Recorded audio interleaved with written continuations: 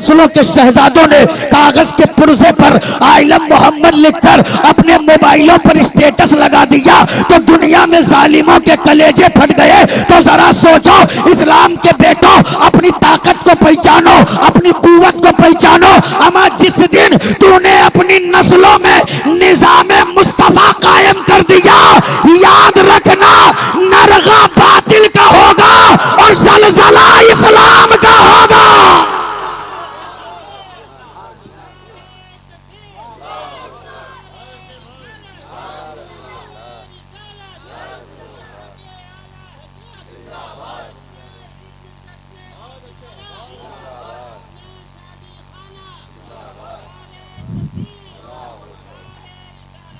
जरा लहक के बोले या रसूल अल्लाह। परेशान मत होइए कि मौलाना आया है, पता नहीं 1.5 घंटा ना चिपका रहे। बस 15 से 20 मिनट हमको 12 बजे से पहले पहले कटलिया पार करना है, इसलिए चोरों का एक बहुत जबरदस्त जो है शोर है। मैं इस पर भी आता हूँ और खैरियत लेता हूँ। जरा लहक के बोले लब्बैक या रसूल अल्लाह, और जिंदगी से बोले लब्बैक या रसूल अल्लाह। अरे बोलो, आवाज बुलंद करके बोलो लब्बैक या रसूल अल्लाह। अमा ये नारा महज नारा नहीं है, ये नारा अपनी नस्लों के घुट्टी में पिला कर तो देखो। पिला दो अपनी नस्लों के घुट्टी में, इसलिए कि इस नारे की अजमत कोई कमजोर नहीं है। अमा जब जब जिसने अपनाया है ताजदार हो गया। तारीख के सफाहात पलट कर देखो, उलमा की बारगाह में जानवे अदब तय करके पूछो कि हजरत लब्बैक या रसूल अल्लाह का नारा कितना पावरफुल है, तो बताएंगे ये उलमा। अमा ये इतना पावरफुल है कि अबू बकर ने लगाया तो सिद्दीक अकबर हो गए, उमर ने लगाया तो फारूक आजम हो गए, अली ने लगाया तो फातह खैबर हो गए, उस्मान ने लगाया तो जुन्नुरैन हो गए, हाँ हुसैन ने लगाया तो फातह करबला हो गए। मुझे आज कर लेने दो, ये नारा अहमद रजा ने लगाया तो आला हजरत हो गए, मुस्तफा रजा ने लगाया तो मुफ्ती आजम हो गए, अख्तर रजा ने लगाया तो ताजुश शरिया हो गए। तभी तो गंगापुर के इस्लाम के बेटों ने कहा कि या रसूल अल्लाह के नारे से हमको प्यार है, जिसने ये नारा लगाया उसका बेड़ा पार। क्या बात, माशाअल्लाह माशाअल्लाह, बहुत। जिसने ये नारा लगाया उसका बेड़ा पार है, क्या बात। जरा लहक के बोलो अब या लब्बैक या रसूल अल्लाह। भाई क्या रसूल अल्लाह। अब सुनिए आला हजरत अजीमुल बरकत क्या बात। मुजद्दिदे दीन व मिल्लत, इमाम इश्क व मोहब्बत, इमाम अहमद रजा खान फाजिल बरेलवी अलैहि रहमतुर रिजवान बारगाह गौसे आजम में यूं अर्ज करते हैं, या मेरे आका सरकार गौसे आजम, क्या दबे जिस पे हिमायत का हो पंजा तेरा। क्या बात, क्या बात। अरे जरा जोर से बोलो यार, लब्बैक या गौसे आजम, क्या गौसे आजम। क्या दबे जिस पे हिमायत का हो पंजा तेरा, शेर को खतरे में लाता नहीं कुत्ता तेरा। वाह। और इस निशानी के जो सग हैं नहीं मारे। क्या बात। इस निशानी के जो सग हैं हजरत नहीं मारे जाते, हश्र तक मेरे गले में रहे पट्टा तेरा। गौसे आजम के दर का आला हजरत खुद को कुत्ता बता रहे हैं, और ये भी कह रहे हैं कि इस निशानी के जो सग हैं नहीं मारे जाते। वाह वाह। अब आप तवज्जो से सुनिएगा कि कुत्ते की 2 किस्में हैं, एक है पालतू और एक है फालतू। सही बात। एक वो है जो हमारा गलियों में घूमता है, कारी मुजस्सम के दरवाजे पे पहुंच जाए तो 2 डंडा फ्री में दे देते हैं, सही है ना। कारी तौसीफ साहब किबला के दरवाजे पे पहुंचे तो बापो पूत लिए लाठी पूरे गली गली में दौड़ाए फिर रहे हैं। मगर वही कुत्ता, अगर कोई एक ऐसा कुत्ता हो जिसका इंतखाब कारी फिरोज करें और उसके गले में अपने नाम का पट्टा डालकर पूरे गंगापुर वालों को बता दें कि ये मेरा कुत्ता है, अब बताओ कारी तौसीफ डंडा मारेंगे? नहीं। बोलो नहीं। कारी मुजस्सम डंडा मारेंगे? नहीं। गांव का कोई बंदा उसे दौड़ाएगा? काहे? इसलिए कि वो फालतू था, ये पालतू है। क्या बात। पालतू और फालतू में फर्क समझिए, और खुद को गौसे आजम का कुत्ता समझिए। वो पालतू था, ये फालतू था, ये पालतू है। मतलब क्या? अगर मारूंगा तो कारी फिरोज से झगड़ा होगा, खुर्दो नोश का इंतजाम ये करें, शबो रोज की जरूरियात ये पूरी करें, कुत्ते की जिंदगी के रोजमर्रा की जो भी जरूरत है वो सारी ये पूरी करें। इनको मारूंगा तो झगड़ा इनसे होगा, नाराजगी बन सकती है। हाँ हाँ, वो एक फालतू आ मारा था, हर कोई मार रहा था, एक पालतू आ गया, हर कोई मारने से बच रहा है। बेटा मार रहा है तो बाप रोके, पोता मारे तो दादा रोके, नवासा मारे तो नाना रोके। अब मुझे अर्ज कर लेने दो, ओ कौम मुस्लिम के जवानों, इस दुनिया में जब कुत्तों में इम्तियाज ऐसा हो गया, पालतू और फालतू में फर्क इतना हो गया, तो जरा सोचो महशर की भीड़ होगी, नफसी नफसी का आलम होगा, कोई किसी का पुरसाने हाल न होगा। और जो अशरफ अली, रशीद अहमद गंगोही, खलील अम्बेडवी की तरह फालतू आवारा होंगे, उनका कोई पुरसाने हाल न होगा। और जिसके गले में अब्दुल कादिर का पट्टा होगा, वो दामने गौसे आजम में छुप कर कहेगा, इस निशानी के जो सग है नहीं मारे जाते, हश्र तक मेरे गले में रहे पट्टा ते। नारे तकबीर, नारे रिसालत, जश्न गौसुल वरा। माशाअल्लाह माशाअल्लाह। तवज्जो चाहता हूँ मेरे अजीज, क्या बात, ये गौसे आजम का मुकद्दस महीना है। वाह, ये महीने बार बार क्यों आते हैं? लंगर खिलाने के लिए? हमने तो फकत इसको लंगर के लिए समझा कि बार बार आ रहे हैं तो हमारा पेट भरे। ये महीने बार बार इसलिए आते हैं कि अब भी वक्त है, ताइब हो जाओ, सही, पकड़ लो दामने गौसे आजम, बन जाओ गौसे आजम के दर का कुत्ता। और जिस दिन बारगाहे गौसियत के कुत्ते बन गए, उस दिन तेरी हैबत का आलम यह होगा कि तेरी बेटियां भागकर गैरों से शादी नहीं करेंगी, तेरे बेटों के टुकड़े नालियों में नहीं तैरेंगे, तेरे दरवाजे पर डीजे नहीं बजेगा, तेरी शादियों में हुड़दंग नहीं होगा। और जब बेटियों की अजमत पर कोई पागल कुत्ता देखने की कोशिश भी करेगा, तो गौसे आजम की गुलामी का यह असर होगा कि बेटियां जवाब देंगी, तुम हमें उस कौम से न समझना जिस कौम में औरतें अपना जिस्म बेच देती हो, अमा हम तो मुस्तफा के गुलाम है, कनीज़े फातिमा है। हमें करबला से मिजाज दे दिया गया कि कुंबा लुटे तो लुटा देना, घराना कटे तो कटा देना, मगर अपने हाथों से कभी पर्दे का दामन न छूटने दे। वाह वाह, माशाअल्लाह माशाअल्लाह। मेरे अजीज, तो मुझे अर्ज कर लेने की इजाजत दे दी जाए। आज हालात क्या है? हम सिर्फ गौसे आजम की उन करामतों को सुनना चाहते हैं जो हमारे पेट को फायदा पहुंचाए। हाँ, हजरत गौसे आजम की वो करामत सुनाओ जो हड्डी इकट्ठा करके मुर्गा बना दिया, वो करामत सुनाओ जो कश्ती निकाल दिया, वो करामत सुनाओ। अम्मा भाई, कभी आपने ये तसव्वुर किया है कि गौसे आजम को ये मकाम कैसे मिला? हाय, क्या बात, ये मकाम कैसे मिला? तो मैं आज उलमा अहले सुन्नत की मौजूदगी में मैं तकरीर नहीं, अपना दर्द रखने जा रहा हूँ। क्या बात, ये मकाम गौसे आजम का फरमान खुद है। आप फरमाते हैं, मैंने इतना इल्म दीन मुस्तफ़ा हासिल किया कि अल्लाह ने मुझे कुतुबियत का मकाम अता फरमा दिया। हाय, क्या बात, माशाअल्लाह। यानी जो कुछ दुनिया में हमें मिल सकता है वो सिर्फ और सिर्फ तालीम दीन मुस्तफ़ा से, बेशक बेशक, जिसको हमारी नस्लों ने अपनी आबादियों से दूर निकाल कर रख दिया। सही बात, तालीम से कोई मतलब नहीं है।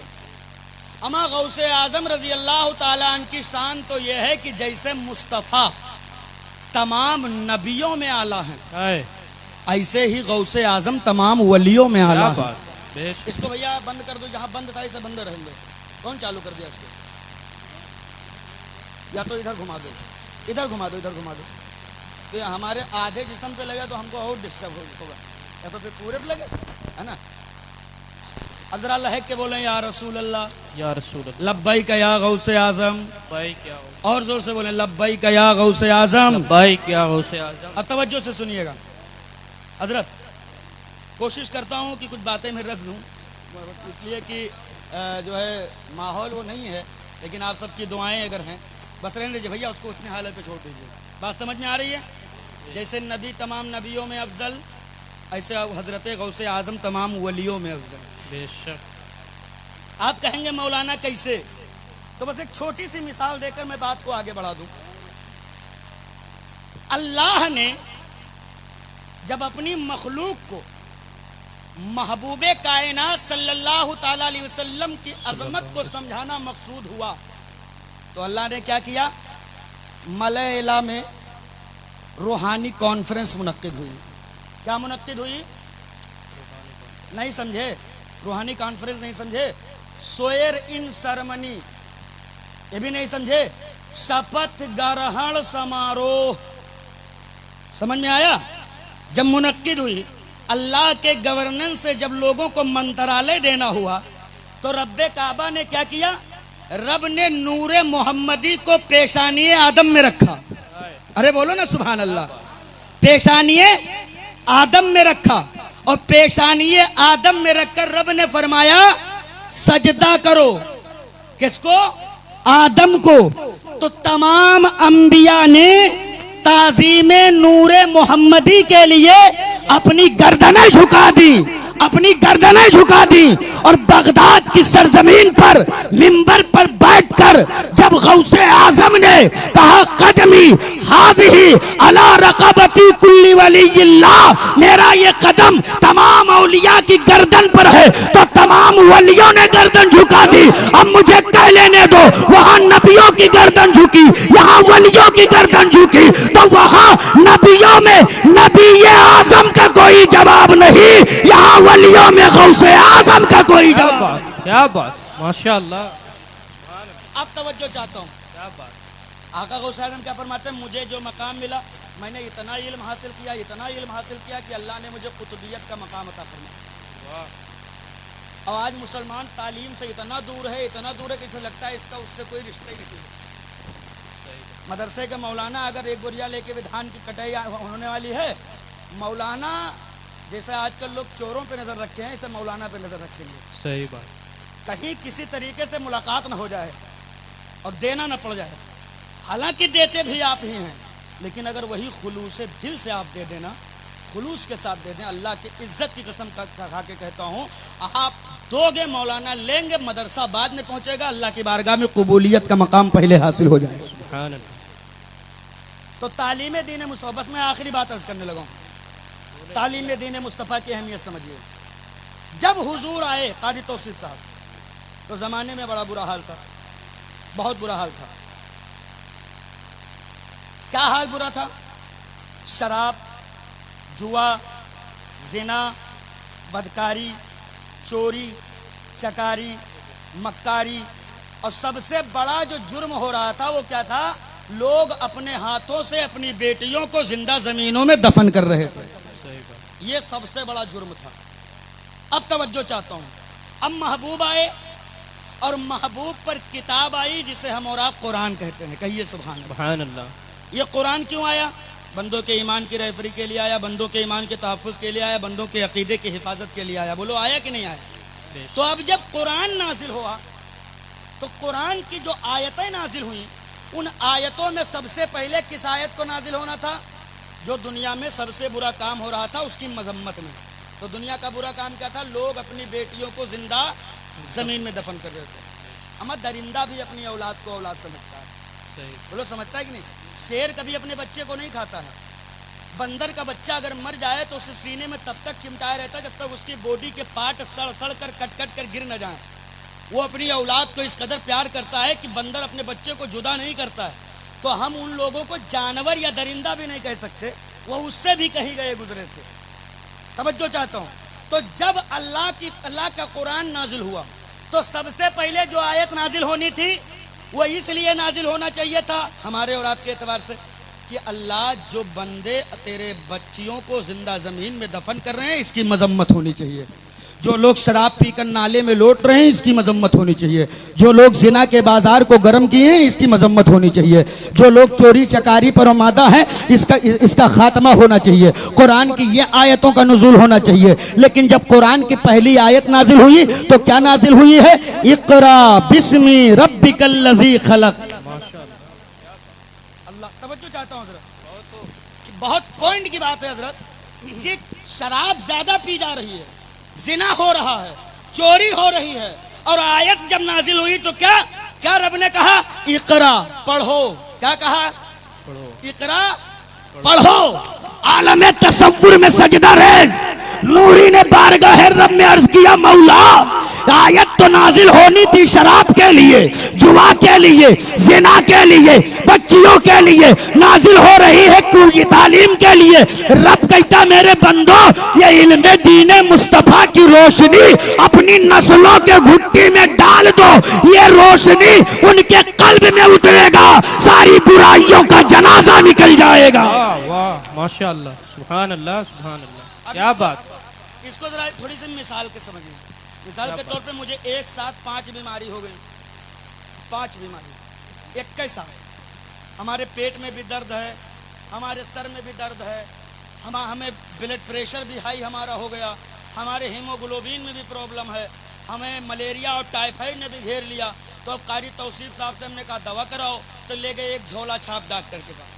तो उसने नारी वारी पकड़ी, बीमारी पूछा, हमने 5 बीमारी का जब नाम लिया तो उसने हर बीमारी की 1 गोली 2 गोली 1 गोली 2 गोली करके 7-8 गोली का डोज बनाया। हर बीमारी का अलग अलग, हर बीमारी की अलग अलग गोली कारी साहब। अब बताइए मर्ज रहेगा कि मरीज? अरे बोलो ना भाई, मर्ज रहेगा कि मरीज? इतनी गोली बंदा खाएगा, हो सकता है ये बीमारियां खत्म हो जाएं, लेकिन इसके साइड इफेक्ट से जो बीमारियां पैदा होंगी वो फिर अल्लाह ही खैर करे। हमने कहा हजरत मरना नहीं है, अच्छे डॉक्टर के पास लेके चलिए। हजरत ने हाथ पकड़ा, ले गए फिजिशियन के पास। कहा डॉक्टर साहब 5 बीमारी एक साथ हैं, इलाज कर दीजिए। तो अब फिजिशियन ने मेरा जांच किया और जांच करके बीमारियों का पता लगाया। अब उसने हर बीमारी की अलग अलग गोली नहीं दी, वो बहुत बड़ा डॉक्टर था, उसको पता है कि अलग अलग गोली देके इस मसले का हल नहीं होता। तो उसने एक ऐसी एंटीबायोटिक गोली का इंतखाब किया जो एक ही गोली खिलाई जाए और वही गोली इनके अंदर जाकर सारी बीमारियों से लड़ती नजर आए। मतलब वही गोली टाइफाइड से भी लड़े, मलेरिया से भी लड़े, डेंगू से भी लड़े, प्लेटलेट से भी लड़े, हाँ शुगर से भी लड़े, ब्लड प्रेशर से भी लड़े। तो मुझे अर्ज कर लेने दो, रब्बे काबा ने तमाम आयतें नाजिल करके अलग अलग उसका इलाज नहीं किया। रब ने एक ऐसी एंटीबायोटिक आयत का इंतखाब किया कि ये करा, ये ऐसी आयत है नस्लों के घुट्टी में डाल दो, यही आयत शराब पीना बंद करा देगी, जुआ खेलना बंद करा देगी, ज़िना करना बंद करा देगी, माओ को गाली देना बंद करा देगी। तेरे बेटे शराब पीकर नाली में नहीं लौटेंगे। अजान होगी तो सर को रब की बारगाह में झुकाकर अल्लाह को राजी करते नजर। माशाअल्लाह, माशाअल्लाह, सुभान अल्लाह, सुभान अल्लाह, क्या बात। मेरे अजीज, मुझे अर्ज कर लेने दिया जाए, तालीम बहुत जरूरी है। अपने बच्चों को तालीम दिलाइए, तालीम दिलाए, बहुत जरूरी है तालीम। एक वो वक्त था जब यूरोप के शहजादे इस्लाम के बेटों की चौखट पर कटोरा लेकर तालीम की भीख मांगते थे। आज उल्टी गंगा बह चली। हम खड़े हैं उनके दरवाजे पर, कभी साइंस के नाम पर, कभी मैथ के नाम पर, कभी कंप्यूटर के नाम पर, कभी टेक्नोलॉजी के नाम पर, कभी किसी नाम पर, तो कभी किसी के नाम पर। तुम क्यों इतना कमजोर हुए? तो मुसलमान की गुर्बत का सबसे बड़ा राज और उसकी वजह यह है कि इस्लाम के बेटों ने निकाह महंगा करके नस्लों को जाहिल कर दिया है। यही वजह है कि आज दुनिया में तुमसे ज्यादा जलील कोई कौम नजर नहीं आ रही। क्या बात, माशाअल्लाह। अगर इस जलालत के दलदल से निकलना है तो निकाह सस्ता करके नस्लों को तालीम दिलाना होगा। तालीम से वंचित रखोगे, बेटे जगह जगह मारे जाएंगे, उनके जूतों के ठोकरों में पड़े नजर आएंगे। मुझे अर्ज कर लेने की इजाजत दे दो। आज कौम मुस्लिम की बेटियां गैरों के साथ भागकर शादियां कर रही है, वो अब मुर्तद होती नजर आ रही है। पहले जान ईमान का सौदा करती है, फिर उनके जान का सौदा हो जाया करता है। अगर यही बेटियों के किरदार में यह न पिलाया गया होता कि बेटा देख ले ये मशरिकी दौर है, इस दौर को देख ले, तुझे पढ़कर तस्लीमा नसरीन बनना है। ओ लोगों, बेटियों को तस्लीमा नसरीन न बनाओ, बनाना है तो कनीज़े फातिमा बनाओ। माशाअल्लाह, माशाअल्लाह, बहुत खूब। और हजरत तवज्जो चाहता हूँ, या रसूल अल्लाह, जिंदाबाद, ताजुश्शरिया, ताजुश्शरिया, ताजुश्शरिया, ताजुश्शरिया, माशाअल्लाह। तवज्जो है, बात आगे बढ़ाऊं, सुनेंगे ना इंशाअल्लाह? इंशाअल्लाह। तो मुझे अर्ज कर लेने की इजाजत दे दी जाए। आज हमारे घरों में शादियों की जो है, हमारे घरों में जो झगड़ों का माहौल है, सास बहू में, बहन भाई में, मियाँ बीवी में, और घर के हर अफराद का अपना एक ही अलग जंग है। ये तमाम जंग की वजह है जिहालत। सही बात। सिर्फ और सिर्फ जिहालत है। अगर बेटियां पढ़ी होती, बेटे पढ़े होते, अल्लाह की इज्जत की कसम खा के कहता हूं, वो किसी रिश्ते को तोड़ते नहीं, बल्कि टूटते हुए रिश्ते को मुस्तफ़ा की हदीस सुनकर जोड़ते नजर आते। माशाअल्लाह। घरों में पाकिस्तान और इंडिया का बाउंडेड नहीं लगाते, बल्कि वो बेटियां घरों की उठी हुई दीवारों को तोड़कर एक होने का पैगाम देते कि जैसे मेरे मुस्तफ़ा ने फरमाया था, कौम मुस्लिम पूरी उम्मत जो है एक जिस्म है। क्या है? हाँ, एक जान है, एक जिस्म कह लीजिए। जैसे कि हमारा ये जिस्म है, हमको ऐसे मुत्तहिद होना चाहिए इसको आसानी से। जैसे हमारा ये जिस्म है, अभी हमारे पैर के अंगूठे में चोट लगे तो पूरी बॉडी को पता चल जाएगा, हाथ पैर आंख कान नाक दांत सर पूरे जिस्म को पता चल जाएगा कि चोट कहाँ लगी है और दवा कहाँ करनी है। अल्लाह के रसूल फरमाते बस ऐसे ही अपनी फितरत बना लो कि अगर गंगापुर के किसी एक कोने पर किसी एक मुसलमान भाई के घर कोई तकलीफ हो, चूल्हा न जले, तो उस तकलीफ को फकत उसी मुसलमान तक महदूद न रखो, उस पूरी तकलीफ को पूरी आबादी पर बिछा दो। अल्लाह के इज्जत की कसम, जिस दिन जमाना तेरे इस इत्तेहाद को देखेगा, घुटने टेक कर तुझसे माजरत की भीख मांगते नजर आएगा। क्या कहने, क्या कहने। हम मुत्तहिद तो हो नहीं, पर लंगर खा लो, पेट भर लो, जो पेट को फायदा पहुंचाए बस उसी को अपनाओ। हुजूर गौसे आजम रजी अल्लाह ताला अन्हु की जिंदगी पढ़िए, आप जिंदगी पढ़िए। गौसे आजम ने सिर्फ मुर्गा नहीं जिलाया है या मुर्दा नहीं जिलाया है या सिर्फ कश्ती नहीं निकाली है। यह क्यों भूल जाते हो? आप फरमाते हैं कि 5 लाख से जायद यहूदो नसारा ने सरकार गौसे आजम के हाथों पर तौबा करके कलमा पढ़ा है। सुभान अल्लाह, सुभान अल्लाह। यह क्यों नहीं कौम को बताया जाता? आप फरमाते हैं कि 1 लाख से ज्यादा फासिद, फाजिर, फासिक, बिदअती लोग, चोर, डाकू जो अपने वक्त के दिग्गज थे, ऐसे 1 लाख लोगों ने सरकार गौसे आजम के हाथों पर तौबा किया है और मुसलमान हुए हैं। और उनमें न जाने कितने चोरों को सरकार गौसे आजम ने फकत मुसलमान नहीं किया है, बल्कि विलायत का ताज भी अता फरमाया है। सुभान अल्लाह, सुभान अल्लाह। यह मकाम कैसे मिला? यह मकाम वालिदैन की खिदमत से मिला है। यह मकाम सरकार गौसे आजम को तालीम दीन मुस्तफ़ा से मिला है। तो आज इस जलसे में यह अहद कीजिए कि हम अपनी जिंदगी में तकलीफें उठाएंगे मगर नस्लों को जाहिल नहीं रखेंगे। कहिए इंशाअल्लाह, इंशाअल्लाह, जोर से कहिए इंशाअल्लाह। और एक आखिरी पैगाम जो इस वक्त मैं हर जलसे में देता हूँ, यह 1500 साला जश्न ईद मिलाद मुस्तफ़ा का मुकद्दस महीना हमारी निगाहों से ओझल हुआ। तो अब ये नहीं कि वो वक्त महीना गया तो अब मामला गया। हुजूर की अजमतें तो हम वक्त है ना, बेशक। तो हमें और आपको यह अहद करना होगा कि कम से कम हम कुछ नहीं कर सकते, तो इस 1500 साला के मौके पर हम 15 ऐसे आदमी को तलाश लें जिनके चेहरों पे दाढ़ी नहीं है और हम मुस्तफ़ा का वास्ता देकर उनके चेहरे पे अल्लाह का नूर सजवा दें। इतना तो कर ही सकते हैं ना। या 2 लोगों के दुश्मनी को ख़त्म करवा दें, 2 लोगों की दुश्मनी हुजूर के नाम पर ख़त्म करवा दो, जिनकी दुश्मनी वो भी हुजूर के नाम पर ख़त्म कर दें। या अगर ये नहीं करवा तो अपनी जिससे दुश्मनी हो आप उसके पास जाइए और कहिए कि 1500 साला मुस्तफ़ा जाने रहमत की विलादत का जश्न था, आओ उसके सदक़े में हम दोनों आपस की दुश्मनी भूलते हैं और सीने लगकर हुजूर के नाम पर मुत्तहिद हो जाते हैं। यह सिर्फ और सिर्फ लड़ने झगड़ने या ये कूद फांद हा करने के लिए जश्न नहीं आता है। ये जश्न हर साल इसलिए आता है कि हम अहद का अमामा बांधे कि हम अपनी जिंदगी में निज़ाम मुस्तफ़ा लागू करेंगे। माशाअल्लाह। आज हमारे घर का बच्चा, आप अंदाजा लगाए, हमारे घर का बच्चा आज नमाज क्यों नहीं पढ़ता? हमारे घर का बच्चा माँ बाप की खिदमत क्यों नहीं करता? हमारे घर का बच्चा घर के अफराद के हुकूक को क्यों नहीं जानता? हमने उसे सिखाया ही नहीं।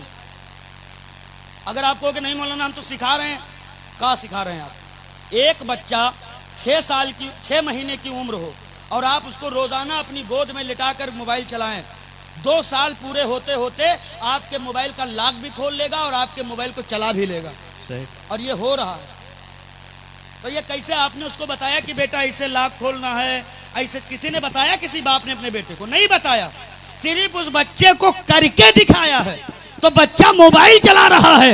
ये लोगों, जो बच्चा 2 साल की उम्र में आपके किरदार को देखकर मोबाइल चलाना सीख सकता है, अगर तुमने अपने घर में सजदों का एहतमाम किया होता तो ये बच्चा रुमाल उड़ाकर, हिजड़ों की तरह रुमाल उड़ाकर नाचता नहीं, बल्कि रब की बारगाह में सजदा करके अल्लाह को राजी करता नजर आता। क्या कहें, माशाअल्लाह जो माशाअल्लाह। बच्चा मोबाइल चलाना सीख सकता है और नमाज पढ़ना भी सीख सकता है। बेशक। तो हमें और आपको बताने से ज्यादा प्रैक्टिकल तौर पे करके दिखाना पड़ेगा। अम्मा को फजर के वक्त में खर्राटे की नींद सुबह 8 बजे तक नहीं लेनी है। अम्मा को सुबह उठना है, फजर से पहले नमाज पढ़नी है, फिर कुरान की तिलावत करनी है। अब्बा को उठना है, मस्जिद जाना है, नमाज पढ़ना है, वहां से आना है, घर वालों की कब्र पे जाएं ना जाएं तो घर आकर कुरान पढ़ें। जब बेटा सुबह उठेगा और देखेगा कि अम्मा भी कुरान पढ़ रही, अब्बा भी कुरान पढ़ रहे, तो वो समझ जाएगा कि हमें जिंदगी में नाचने वाला नहीं बनना है, हमें मैदान का गाजी बनना है। वो समझेगा कि हमारे जिंदगी का असल मकसद ये है जो मेरे माँ बाप कर रहे हैं। अब जब पूरा कुंभवे जाहिल है, पूरा कुंभवे बेअमल है, तो बताओ बच्चा कैसे गाजी हो जाएगा। अब मौलाना के पास ले जाओ, हजरत घोर के पिया दो, तो मौलाना के पास बूटी नहीं होती है। तो फिर भी इनका एहसान समझिए कि बड़े से बड़ा जो घर में जो सबसे बदमाश बच्चा होता है उसी को मदरसा डाला जाता है। सही बात। जो सबसे बदमाश हद दर्जे का होता है वो का मौलाना साहब का दे दो। लेकिन ये इनकी मेहनत शाक़ा कि उस बदमाश बच्चे को मेरे आलिमों ने न कि सिर्फ तालीम दीन मुस्तफ़ा दिया है, बल्कि उसी बदमाश बच्चे को कौम का मुफ्ती आजम बना कर दिया है, मुहद्दिस आजम बना कर दिया है, मुफस्सिर आजम बना कर दिया है। वही बच्चे आज इस्लाम के बेटियों के आबरू की हिफाजत करते नजर आते हैं। क्या बात, माशाअल्लाह। तो आलिमों को के कंधे से कंधा मिलाइए और इनके चेहरे में रहबर देखिए, रहनुमा देखिए, कायद देखिए, डाकू न देखिए, डाकू न देखिए खुदा के वास्ते। जिस दिन से हमने डाकू देखना शुरू किया है हम तबाह हो गए। अच्छा भैया, आप काहे डाकू देख रहे हैं? जुर्म क्या है इनका? इनका यही जुर्म है कि आपके बेटों को माँ बाप को गाली देने से रोक दिया। इनका यही जुर्म है कि आपके बेटों को हराम और हलाल का इम्तियाज बता दिया। इनका जुर्म यही है कि आपके बेटे को जो है बीवी को सताने से, बहन को रुलाने से मना फरमा दिया। इनका जुर्म यही है कि आपके बच्चों को नौटंकी नाच में जाकर अपनी गाढ़ी कमाई लुटाने वाला नहीं, बल्कि मस्जिदों के नाम पर, जलसों के नाम पर, दीन मुस्तफा के नाम पर अपनी दौलत को लुटाने वाला बना दिया। ये जुर्म है इनका। तो मेरे अजीज, हाथ जोड़कर गुजारिश है, अगर ये सोच है तो याद रखिएगा फिर हमें तबाह होने से कोई बचा ही नहीं सकता। सही बात। फिर हमने अपनी तबाही को बेड़ी बना लिया है और ये खुल नहीं सकती है तब तक जब तक तुम अपनी जिंदगी में निज़ाम मुस्तफ़ा नहीं लागू करोगे। छोटी छोटी बच्चियों के जहन में मुस्तफ़ा की बेटियों की जिंदगी डालो। अपने बच्चों को सहाबा की जिंदगी का किस्से सुनाओ, फिर देखो क्या इंकलाब आता है। नहीं 250 बारात की नौटंकी हो जाए, 2 कुंटल बकरा का गोश्त हो जाए, 15 तरीके का स्टार्टर हो जाए, वो दुनिया का हुड़दंग हो जाए, ये मुसलमान का तरीका है। इसी को तो देखकर दुनिया ने तेरी नस्लों की पेशानियों पे दहशतगर्दी का ठप्पा लगाया। इसी को तो देखकर इस्लाम के बेटों को आतंकवाद बताया है। इसी को तो देखकर इस्लाम को दुनिया ने आतंक का मजहब बताया है। अरे तो क्यों नहीं उठते? नस्लों के किरदार साजी कीजिए, उनके घुट्टी में तरीके सहाबा पिलाकर उन्हें ऐसा तैयार करो कि जब दुनिया तेरे बेटों को आतंकवाद कहे तब तेरे बेटे सीना ठोक कर कह सके हमें आतंकवाद न कहना, अमा हम तो वो है कि हम अपना मेयार जमाने से जुदा रखते हैं, हम तो महबूब भी महबूबे खुदा रखते हैं। सुभान अल्लाह, सुभान अल्लाह, माशाअल्लाह। लिहाजा बस यही चंद बातें थी जो आपके सामने पेश करनी थी। वक्त बहुत ज़्यादा हो चुका है, सनाउर रहमान को भाई को भी लंबा जाना है, आप उनको सुन लीजिए। मैं उनको ज़्यादा परेशान नहीं करना चाहता। फिर कभी वक्त मिला तो इंशाल्लाह तफसीली गुफ्तगू होगी। अस्तगफिरुल्लाह।